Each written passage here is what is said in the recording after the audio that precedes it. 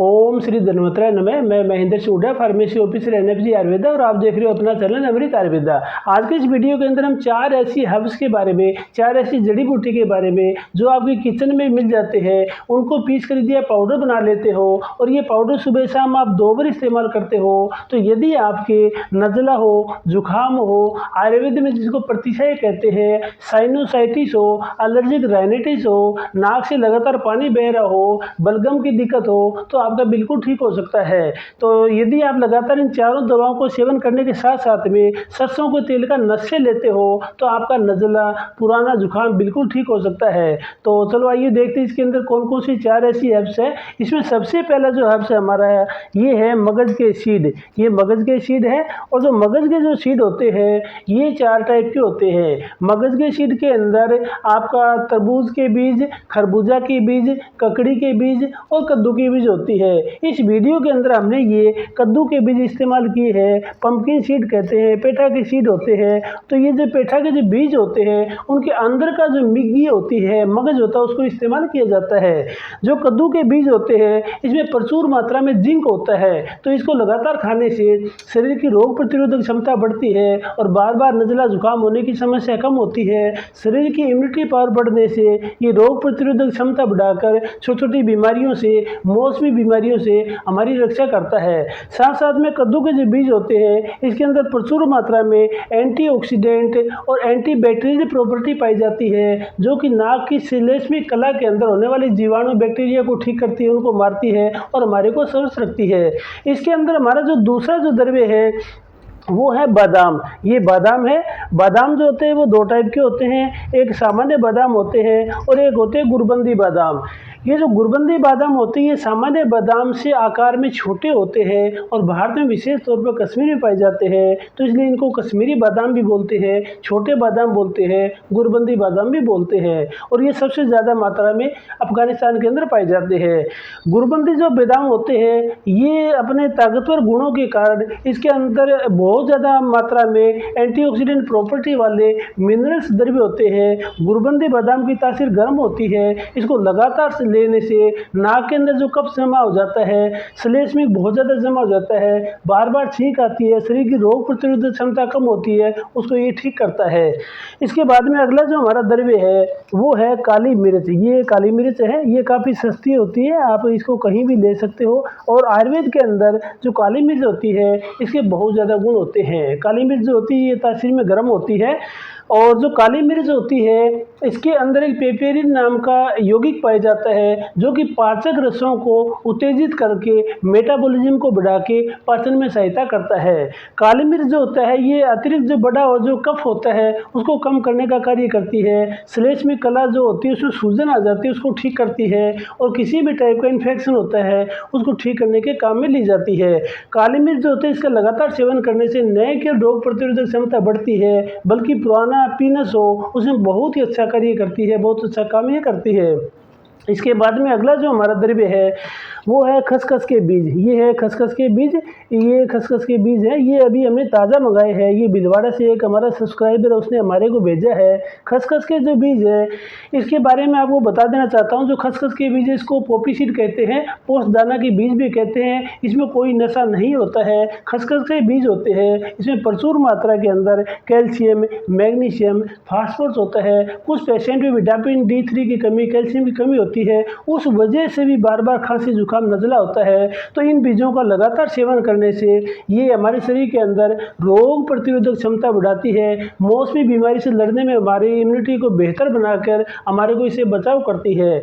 जो खसखस के बीज होते हैं इसमें प्रचुर मात्रा में फाइबर होता है, उसके अंदर प्रचुर मात्रा में प्रोटीन भी होता है। तो लगातार इसका सेवन करने से ये हमारे नज़ले से, जुकाम से हमारा बचाव करती है। तो ये जो 4 द्रव्य हमने आपको बताए हैं इसमें जो मगज सीड होते हैं इनकी तासीर ठंडी होती है, पोपी सीड जो होती है इनकी भी तासीर ठंडी होती है, काली मिर्च जो है इसकी तासीर गर्म होती है, और जो मगज के सीड के बाद ही हमारा गुरबंदी बादाम है इसकी तासीर भी गर्म होती है।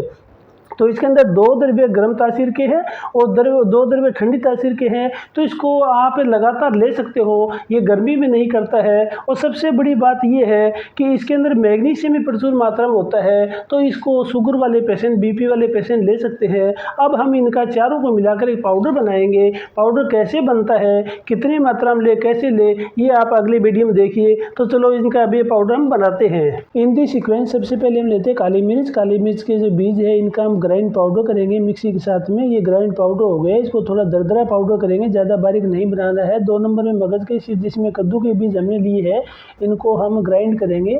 इसकी न्यूट्रिशन वैल्यू बहुत हाई होती है। कद्दू के बीज का ये ग्राइंड पाउडर बन गया है। नंबर 3 में गुरबंदी बादाम है, इसको हम पीसेंगे। गुरबंदी बादाम में अच्छा तेल होता है, प्रोटीन होता है, इसको हमने पाउडर बनाकर तैयार कर लिए है। और चौथे नंबर पर खसखस के बीज यानी कि पोस्ट दाना यानी कि जो पोपी सीड होते हैं, इनका हम ग्राइंड पाउडर करेंगे। इसमें भी ऑयल की मात्रा अच्छी होती है, फैट बहुत अच्छा होता है, और ये हमने ग्राइंड पाउडर इसका कर लिया है।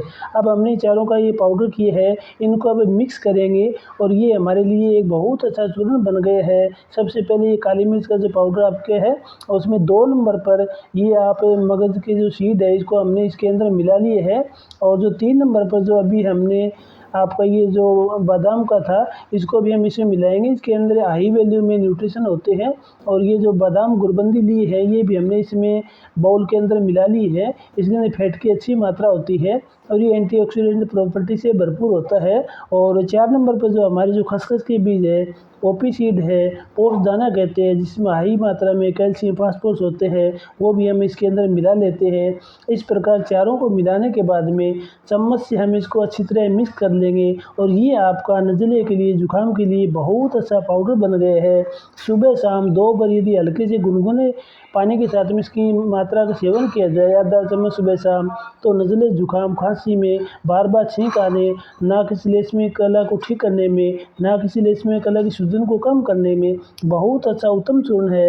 ये चूर्ण आपका ऑलमोस्ट ऑल बनकर तैयार हो गया है। इसको लगातार आप सेवन करें, बहुत अच्छे रिजल्ट इसके होते हैं। हाँ, तो ये जो हमने अभी ये चूर्ण बनाया है, ये आपके सामने है। इसमें जो चारों द्रव्य है वो 50-50 ग्राम डाले हैं, टोटली 200 ग्राम बन गए हैं। तो इसका यदि आधा चम्मच सुबह, आधा चम्मच शाम को, 2.5 ग्राम सुबह, 2.5 ग्राम शाम को गर्म पानी के साथ में सेवन किया जाए तो ये नज़ला में, जुकाम में बहुत अच्छा कार्य करता है। आयुर्वेद के हिसाब से बताया गया है कि हमारा जो शरीर है किसी बाह्य पदार्थ के संपर्क में आने से उसके प्रति जो संवेदनशीलता के रूप में जो प्रतिक्रिया व्यक्त करता है, उसको प्रतिक्रिया देता है, उसको एलर्जी कहते हैं। और यदि ये एलर्जी नाक से हो तो इसको एलर्जिक रिनिटिस कहते हैं। और आयुर्वेद के अंदर इसको वात कफज प्रतिशय कहते हैं। और ये वात और कफ के बिगड़ने से ये होता है। तो आखिरकार नज़ला जो होता है, जुकाम होता है, ये आखिरकार क्यों होता है? तो इसमें आयुर्वेद में बताया गया कि इसके 4-5 मुख्य कारण है। पहला ये है, यदि आपकी मंदाग्नि ही कम है, पाचन शक्ति कम है, तो आपको जुकाम होने के चांसेस ज़्यादा है। और जुकाम यदि लगातार कई दिन रह जाए तो वो नज़ला का रूप धारण कर लेता है। दूसरा, इम्यूनिटी पावर डाउन होना। यदि शरीर की रोग प्रतिरोधक क्षमता कम है तो आपको खांसी, जुकाम, बुखार बार बार हो सकते हैं और ये नज़ला भी बन जाता है। तीसरा, इसके अंदर आता है आपकी इम्यूनिटी के साथ साथ में एनर्जी कम हो। यदि आपके शरीर के अंदर विगर, विटिलिटी कम है, शरीर की एनर्जी कम है, लिथार्जीपन रहता है, तो आपको खांसी, जुकाम, बुखार होने के, नज़ला होने के चांसेस ज़्यादा होते हैं। चौथा जो मुख्य कारण है वो है किसी पर्टिकुलर से, यानी कि यदि आपको धूल से, साबुन से, केमिकल से, परागकण से, सीलन वाली जगह से, नमी वाली जगह से आपको किसी पार्टिकल से एलर्जी होती है तो ये खांसी, जुकाम, बुखार का कारण बन सकता है। और ये लगातार रहने से नज़ला का रूप धारण कर लेता है। तो अगर आखिरकार हम ये देखते, जो नज़ला होता है, जुकाम होता है, जो साइनस जो बोलते हैं, ये आखिरकार किस पार्ट में कैसे होता है? जो साइनस है कोई रोग न होकर ये एक जगह का, स्थान विशेष की जगह होती है। साइनस जो होता है वो हमारी आँख के पीछे, हमारे ललाट के पीछे, हमारे चीख के पीछे का एक साउंड बॉक्स होता है जिसके अंदर हवा भरी रहती है। और इसके अंदर थोड़ी सी मात्रा में म्यूकस की लाइनिंग होती है। और वो लाइनिंग होना बहुत ज़रूरी होती है, क्योंकि ये जो धूल आती है, दूसरे जो हवा के पार्टिकल आते हैं, पोल्यूशन के पार्टिकल आते हैं, उससे हमारा बचाव करती है। पर दिक्कत जब आती है जब इस साइनस के अंदर इन्फेक्शन हो जाए, हल्का बुखार हो जाए, तो यहाँ पर बहुत ज़्यादा म्यूकस बढ़ जाता है और ये साइनस का रूप धारण कर लेता है। और साइनस ज़्यादा होने से फिर बन जाता है साइनोसाइटिस। जिस प्रकार कोलिक में इन्फेक्शन होने से कोलिटाइटिस बन जाता जाता है और हमारे इसके अंदर फेरिंजाइटिस बन जाता है, अपेंडिसाइटिस बन जाता है। इसी तरह साइनस में यदि इन्फेक्शन हो जाए तो इसको बोलते हैं साइनोसाइटिस। तो ये जो चूर्ण बना है इसका यदि आप लगातार सुबह शाम सेवन करते हैं तो ये बहुत अच्छा कार्य करता है। अब ऐसा नहीं कि ये लगातार आप चूर्ण लो तो इससे बिल्कुल ठीक हो जाओगे। इसमें मेन चीज़ होती है, आयुर्वेद कहता है यदि आप कोई आयुर्वेदिक औषध द्रव्यों का सेवन कर रहे हो तो उसके अंदर परहेज को करना बहुत ज़रूरी होता है। यदि आप इसका सेवन कर रहे हो तो उसके सेवन काल में आपको ठंडी चीज़ें, बासी चीज़ें, इनका परहेज करना होता है। तेल, तली चीज़, मिर्च, मसाले, अचार, खटाई, गुड़, उसका कम से कम सेवन करना होता है। कफवर्धक चीज़ें जितनी होती है जो कफ बढ़ाते हैं उनका सेवन कम करना है। उसके साथ साथ में फ्रिज में रखी चीज़ें हैं, कोल्ड ड्रिंक है, आइसक्रीम है, इनका सेवन आपको कम से कम करना होता है। उसके साथ साथ में शाम के समय आपको दही और लस्सी का सेवन नहीं करना होता है। और आपको इसके साथ साथ में ये ध्यान रखना होता है कि ज़्यादा ठंडा पानी नहीं पीना, गर्म पानी भी नहीं पीना है। यदि आप गुनगुने पानी का सेवन करते हो तो ये और ज़्यादा अच्छी तरह कार्य करता है। और उसके साथ साथ में आपकी सेडेंटरी लाइफस्टाइल नहीं होना चाहिए। आपको एक्सरसाइज करनी चाहिए, साइकिलिंग करनी चाहिए, चलना चाहिए या दौड़ना चाहिए।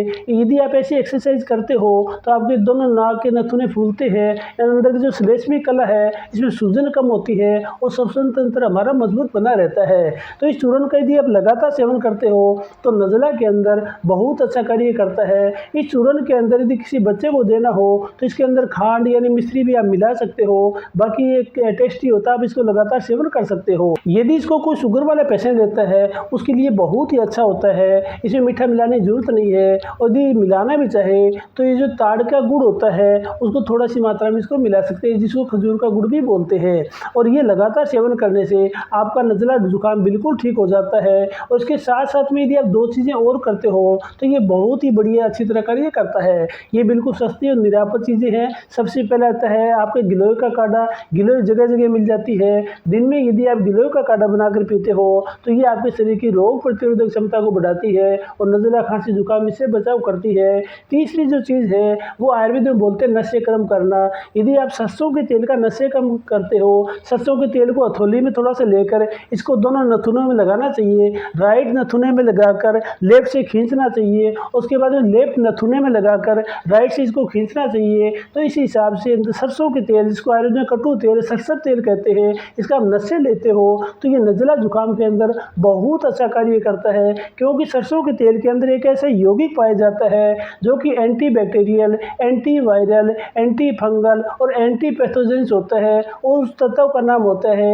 AITC, allyl आइसोथायोसियोनेट। इसका लगातार सेवन करने से ये जो श्लेष्मी कला के अंदर जो सूजन होती है उसको कम करता है। अतिरिक्त जो म्यूकस होता है उसको भी कम करता है। तो यदि आप नशे कर्म का लगातार सेवन करते हो और साथ में गिलोय का काढ़ा लेते हो, इस चूर्ण को सुबह शाम लगातार आधा ग्राम लेते हो तो आपका नज़ला जुकाम बिल्कुल ठीक हो सकता है। और केवल नज़ला जुकाम ठीक नहीं होगा बल्कि आपके शरीर की रोग प्रतिरोधक क्षमता बढ़ेगी और आपको छोटी छोटी बीमारियां ये नहीं लगेगी। तो ये बहुत अच्छा है, आप इसको लगातार सेवन करें और अपने स्वास्थ्य को उत्तम बनाएं। तो मैं आशा करता हूँ आज का वीडियो आपको अच्छा लगा होगा। बहुत जल्दी मिलते हैं एक और अच्छी वीडियो के साथ में। भगवान धन्वंतरी आपको आरोग्य प्रदान करे। धन्यवाद।